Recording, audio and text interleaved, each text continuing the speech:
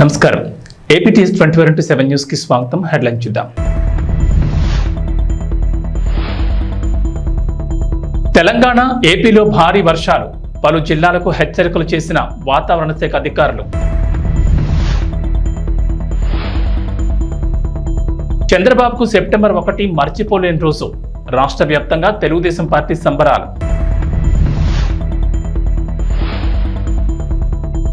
తెలంగాణ ప్రజలకు వలె మీ సేవలో కొత్తగా 9 రెవెన్యూ సేవలు, భూపరిపాలన ప్రధాన కమిషనర్ కీలక నిర్ణయం.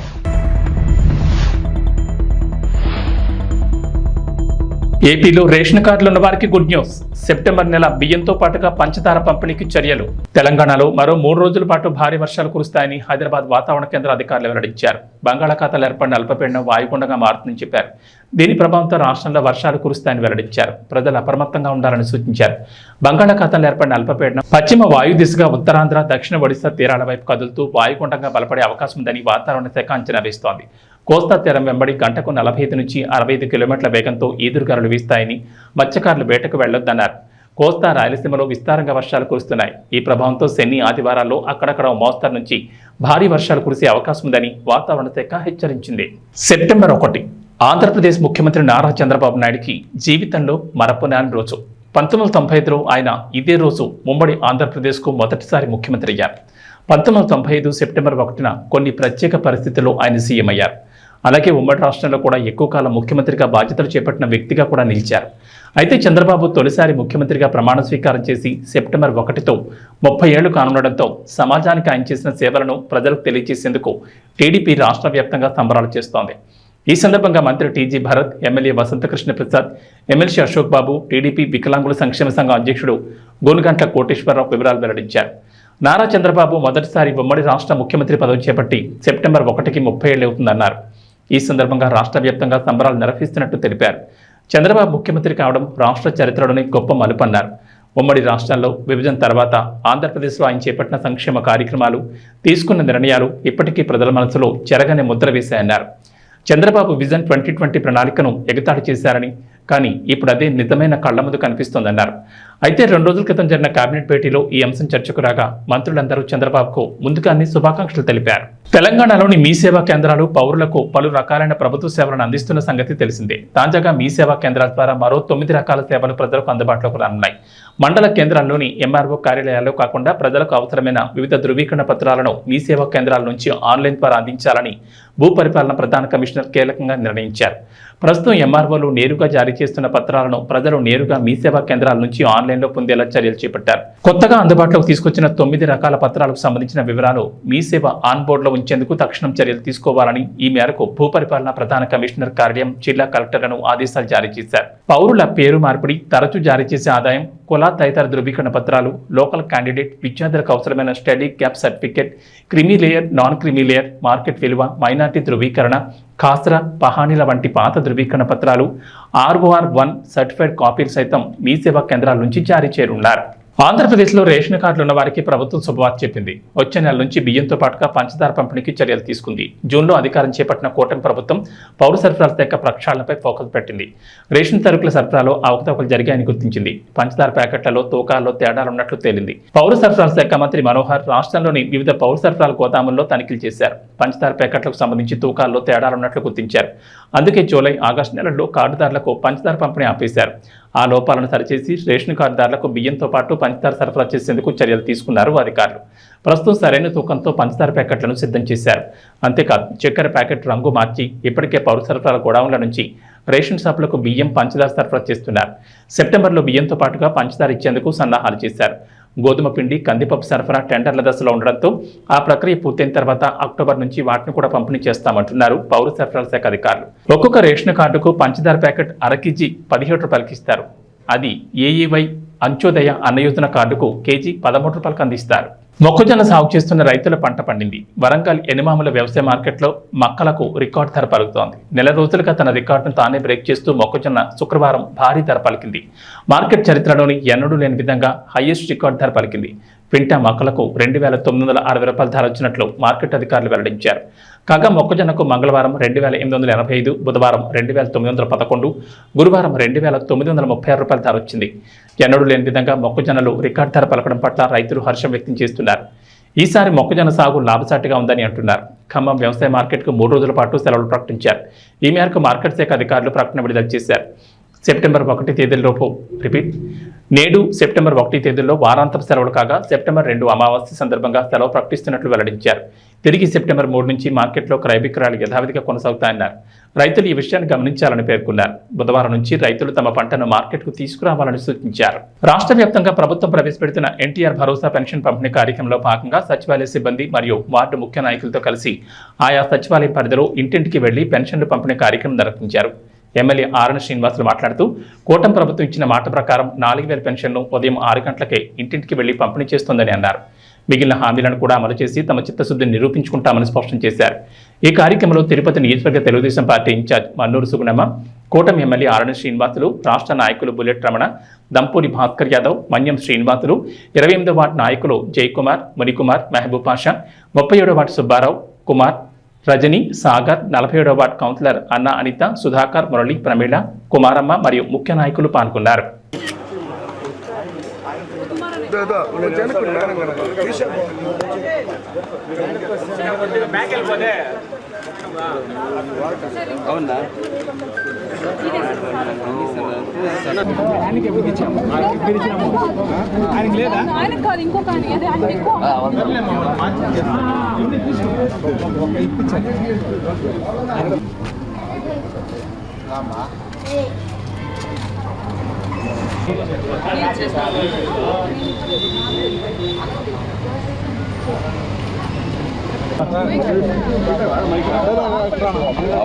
ఆరోగ్యశ్రీ ఇచ్చే అవకాశాలు ఉంటాయి.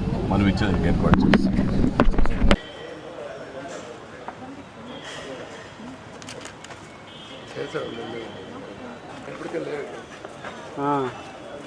వస్తానా. ఓం నమో వెంకటేశాయ. తిరుపతి నియోజకవర్గంలో పెన్షన్ల పంపిణీ కార్యక్రమం ఉదయం 5 గంటల నుంచి సెప్టెంబర్ 1వ తేదీ ఇవ్వాల్సిన పెన్షన్ని ఆగస్టు 31వ తారీఖునే ఇవ్వడం జరుగుతోంది.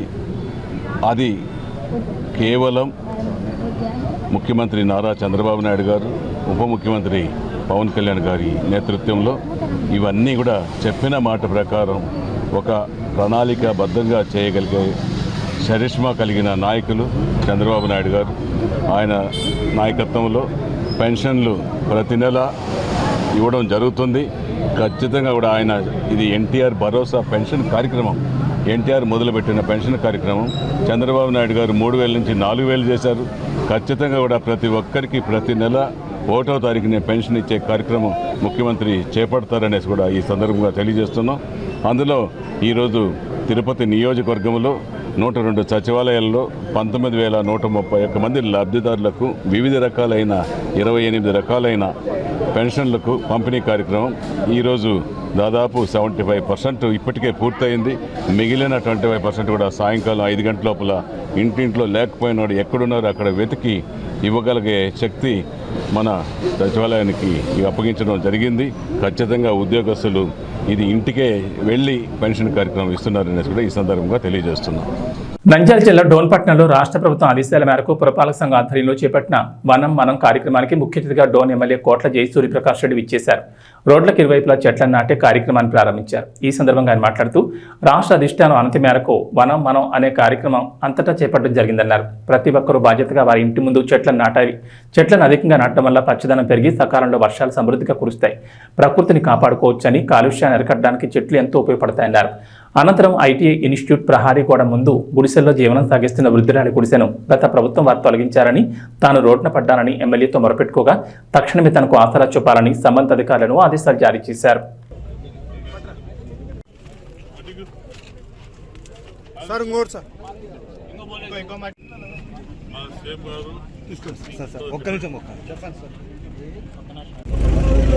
మా ముఖ్యమంత్రి గారు, డిప్యూటీ ముఖ్యమంత్రి గారితో కలిసి కూడా మనం కింద ప్రోగ్రామ్ ఇచ్చారు.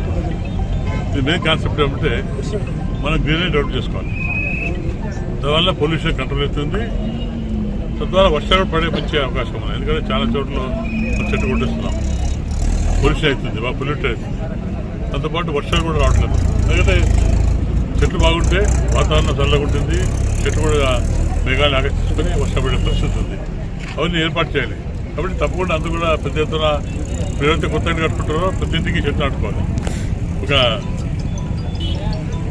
పద్ధతి పోతే మనగా పొల్యూషన్ కంట్రోల్ అవుతుంది. మనకు కూడా సకాలంలో వర్షం పడే, ఫ్యూచర్లో సకాలంలో వర్షం పడే అవకాశం ఉంది. మనకు వర్షాలు లేవు, మన ఋతువాన్ని మర్చిపోయినాం. సముద్రంలో తుఫాను పెడితే వర్షాలు వస్తున్నాయి.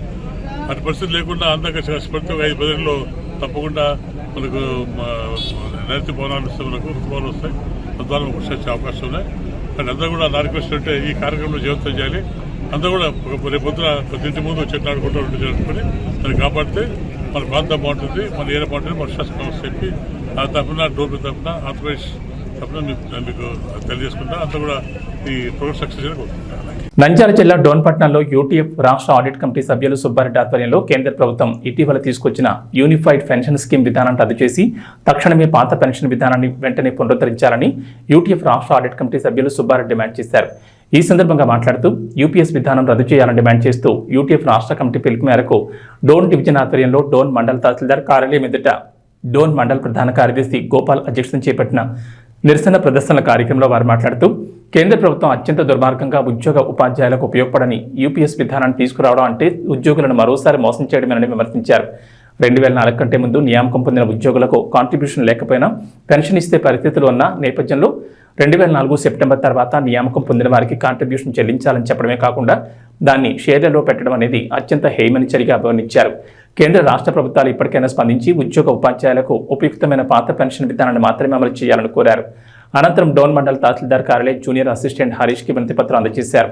ఈ కార్యక్రమంలో యూటీఎఫ్ కర్నూలు జిల్లా కార్యదర్శి లక్ష్మీదేవి, ప్యాపిలి మండల అధ్యక్షులు కృష్ణనాయక్, భార్గవి తదితరులు పాల్గొన్నారు.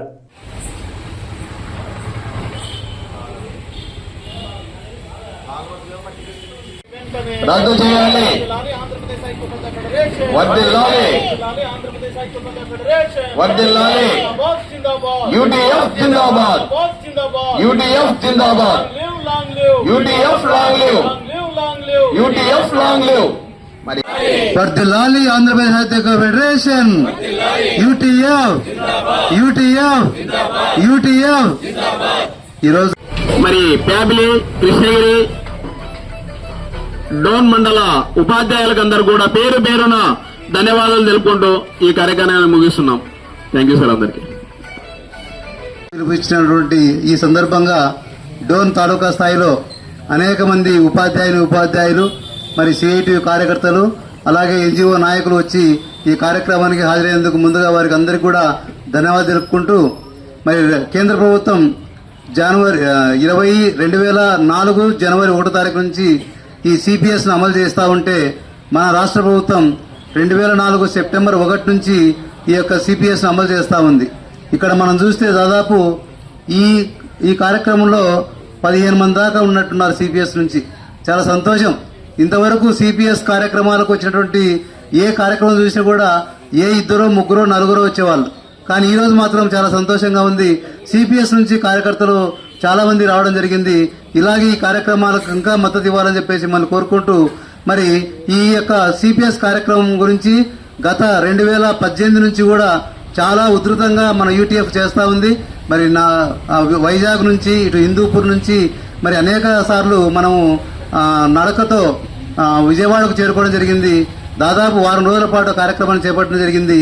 అయినప్పటికీ కూడా ఆ రోజు చంద్రబాబు నాయుడు ఇదే ముఖ్యమంత్రిగా ఉన్నప్పుడు మరి ఎలాంటి మనకు మాట్లాడడానికి అవకాశం ఇవ్వలేదు.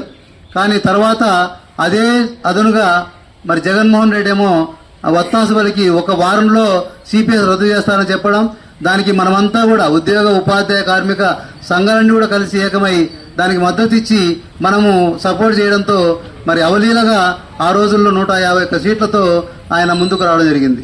మరి ఈరోజు అదే సిపిఎస్ను రద్దు చేస్తామని చెప్పేసి దాదాపు 5 సంవత్సరాలు మనం నానబెట్టి చివరికి 1 ఇయర్ ముందు జీపీఎస్ అమలు చేస్తున్నామని చెప్పేసి గ్యారంటీ పెన్షన్ స్కీమ్ను తీసుకొచ్చి పెట్టారు. ఈ గ్యారంటీ పెన్షన్ స్కీమ్లో మనకు ఇచ్చేటువంటి లాభం ఎంత అంటే ఒకటి ఫైనల్గా మనకు చెప్పింది మీ యొక్క పెన్షన్ సగం మాత్రం ఇవ్వగలుగుతాను అంటే మన యొక్క జీతము చివరి బేసిక్ ఎంతైతే ఉందో అందులో సగం ఇవ్వగలుగుతారని చెప్పడం జరిగింది. కానీ మన కాంట్రిబ్యూషన్ మాత్రం అలాగే ఉంటుంది. మరి 10% కాంట్రిబ్యూషన్ చేస్తూ ఆ విధంగా చేయాల్సిన పరిస్థితి. సిపిఎస్కు జీపీఎస్కు పెద్ద తేడా కనపడలేదు కాబట్టి మన నాయకులు దాన్ని వ్యతిరేకించారు. అయినప్పటికీ కూడా మరి దొడ్డిదారిన అందరూ ఎమ్మెల్యేలు వాళ్ళ పంచన ఉన్నందున దాన్ని జీవో రూపంలో కూడా అమలు చేశారు. ఆ జీవోను కూడా ఎప్పుడు ప్రవేశపెట్టినారు? ఈ మధ్య కాలంలో చంద్రబాబు గవర్నమెంట్. కందుకూరు బాలాపూర్ మండలాల రైతులకు 50% మాత్రమే రుణమాఫీ జరిగిందన్నారు మాజీ మంత్రి సబితా ఇంద్రారెడ్డి. మహేశ్వరం మండల కేంద్రంలోని అతిథి గృహంలో వ్యవసాయ శాఖ అధికారులతో ఎమ్మెల్యే సబితా ఇంద్రారెడ్డి సమీక్ష నిర్వహించారు. ఈ సందర్భంగా మాట్లాడుతూ రైతు రుణమాఫీ పూర్తి చేయకుండా రైతుల దృష్టి మళ్లించడానికి హైడ్రాన్ తెరపైకి తెచ్చారన్నారు. రుణమాఫీ చేయడానికి కుటుంబ సభ్యుల వివరాలతో ఏం పనుందని మాజీ మంత్రి మండిపడ్డారు. ఈ కార్యక్రమంలో వ్యవసాయ శాఖ అధికారులు తదితరులు పాల్గొన్నారు. ఫ్యామిలీ బుకింగ్ చేస్తారా లేకపోతే ఊరు బుకింగ్ చేస్తారా అదంతా ఫేస్ కోసం టైం పాస్ కోసం అని మనందరికీ తెలుసు. మిమ్మల్ని వేదికలు తప్పిస్తారు అయ్యేది ఏమీ లేదు. బట్ అది నాకు నంబర్ కావాలి సొసైటీ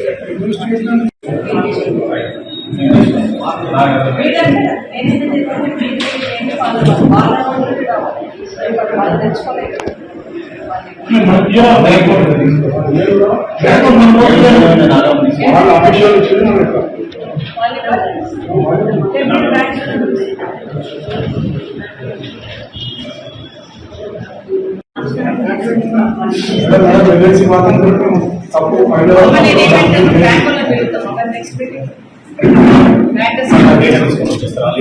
చూస్తారు మేడం, చూపించేది వాళ్ళు డేటా ఇస్తారు కదా, ఎప్పుడైనా లోన్ తీసుకుంటారు సార్. మీరు చెప్తున్న క్షేమంలో నేను ఇక్కడ వెళ్ళినా లేదు, సేమ్ ఉంది సార్. అక్కడ మీ వల్ల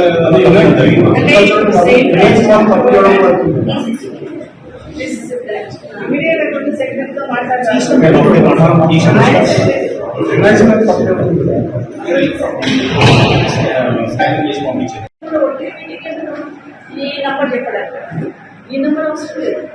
ఎక్కడైనా చెప్పలేదు. ఇచ్చిన నెంబర్ అడుగుతున్నారు. ఎంతమంది అప్పు తీసుకున్నారనే నెంబర్ అడుగుతున్నారు. మీరు చెప్పండి, మరి ఎంతమంది తీసుకున్నారో చెప్పాలి. నేను 8 మండల్స్ వాళ్ళకు కూడా అంత లెక్కలోకే రాదు. మరి అదేం పద్ధతమ్మా? మరి ఎందుకు వచ్చినట్టమ్మా? ఎందుకు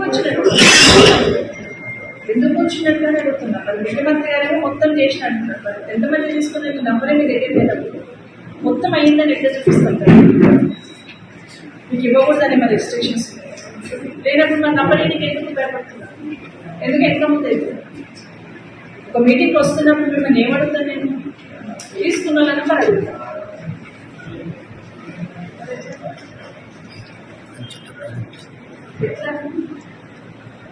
ఏ బ్రాంచ్ ఎంత ఉందో తెలుసుకోకుండా మీరు ఆఫీసర్లు ఏదైనా రైట్ వచ్చి మీకు పెట్టాలంటే రైట్ ఆర్కే రావాలి, పూల పడిపెట్టండి, మీ దగ్గరికి వచ్చి కిరాయి పెట్టుకోవాలి. ఫస్ట్ ఫేజ్ లో 2916 మేడం, 14,70,00,000 మేడం. సెకండ్ ఫేజ్ లో 1308 మేడం, 12,40,00,000. థర్డ్ ఫేజ్ లో 751 మేడం, 9.82 crores. Total 5,025 madam. మొత్తం 36 crores 93 lakhs తీసుకున్నాను. అప్పు తీసుకున్నాను ఏంటండి? ఎందుకు దాన్ని నేను అగ్రీ కాదు. నాకు జస్ట్ నంబర్ ఇవ్వమంట. ఎంతమంది అప్పు తీసుకున్నారని నంబర్ ఇవ్వండి. ఇప్పుడు మాకు గవర్నమెంట్ నుండి ముఖ్యమంత్రి గారు ఫ్యామిలీకి ఒకటే మాఫీ చేస్తాను చెప్పలేదా? ప్రతి రైతుకు మాఫీ చేస్తున్నారు, పోయి తెచ్చుకోమన్నారు. అందుకే ఎంతమంది తెచ్చుకున్నారు అనేది కావాలి కదా నంబర్. మేము అడుగుతున్నారు. కొత్త వచ్చిన రికార్డ్స్ ఉంటాయి కదమ్మా తల్లి, రికార్డ్స్ ఉంటాయి కదా. రేపు మార్నింగ్ కాదు కానీ మండే మళ్ళీ వస్తాను నేను. మండే మళ్ళీ పిలుస్తాను. మండే కంప్లీట్ రిపోర్ట్ తీసుకుని రావాలి. ఏ బ్రాంచ్ నుండి ఎంతమందికి వచ్చింది అప్పుడు, ఎంతమంది తీసుకున్నారు. మీరు ఫ్యామిలీ గ్రూపింగ్ తర్వాత చేయండి. అంటే ఆ నంబర్ కావాలి. దళపతి విజయ్ గోట్ నుంచి స్పార్క్ సాంగ్ వచ్చిన తర్వాత లుక్స్ మీద దారుణంగా ట్రోలింగ్ వచ్చింది. స్పార్క్ సాంగ్ లో విజయ్ కనిపించిన తీరు, వేసిన స్టెప్లు చూసి అంతా నవ్వుకున్నారు. అయితే గోట్ ట్రైలర్ లోనూ విజయ్ అలా కాస్త కామెడీగా కనిపించాడు. విజయ్ డిఏజ్డ్ లుక్ చాలా ఫన్నీగా ఉండడంతో మళ్ళీ ట్రోలింగ్ జరిగింది. ఈ ట్రోలింగ్ మీద డైరెక్టర్ వెంకట్ ప్రభు మీడియా ఇంట్రాక్షన్ లో చెప్తూనే ఉన్నారు. స్పార్క్ పాటకు జరిగిన ట్రోలింగ్ తర్వాత చాలా రీవర్క్ చేశారట. సోషల్ మీడియాలో దళపతి విజయ్ మీద ట్రోలింగ్ బాగానే జరుగుతుంటుంది. తమిళ వర్సెస్ తెలుగు, టాలీవుడ్ వర్సెస్ కోలీవుడ్ అని వచ్చినప్పుడల్లా విజయ్ మీద ట్రోలింగ్ ఎక్కువగా జరుగుతుంది. రీమేక్ స్టార్ అని మన వాళ్ళు ట్రోలింగ్ చేస్తూ ఉంటారు. ఇక మహేష్ బాబు సినిమాలన్నీ అక్కడ రీమేక్ చేసి వాటిని చెడగొట్టారంటూ టాలీవుడ్ ఆడియన్స్ ట్రోల్ చేస్తూ ఉంటారు. విజయ్ లుక్స్, యాక్టింగ్, డాన్స్ మీద తెలుగు నెటిజన్లు ఎక్కువగా ట్రోలింగ్ చేస్తూ ఉంటారు. ఇవి బులెటిన్ విశేషాలు. నమస్కారం.